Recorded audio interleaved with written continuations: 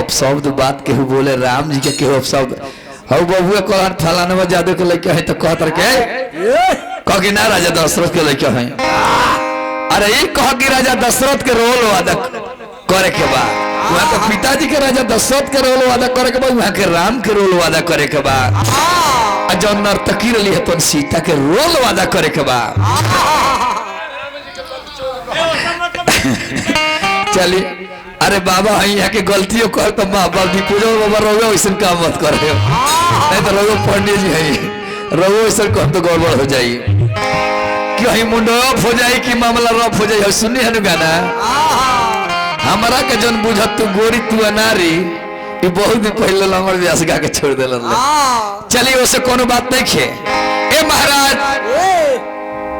धनुष खंडित भइल सीता जी माला डल्ली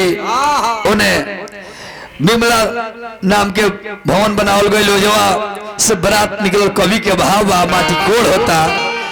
घर से औरत लोग निकलता गावता कैसे अरे कावाना मानावा रोहलुए कोइला कावाना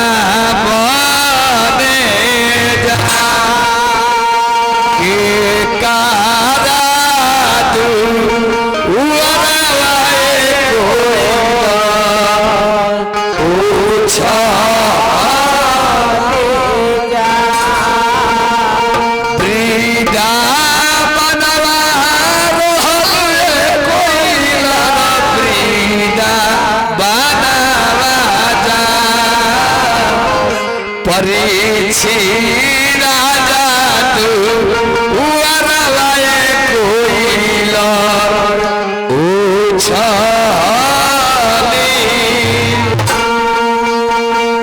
महाराज एक कुली गीत होला तो हमने हिंदू समाज में पता चल कि हमारा फलाना के घर शादी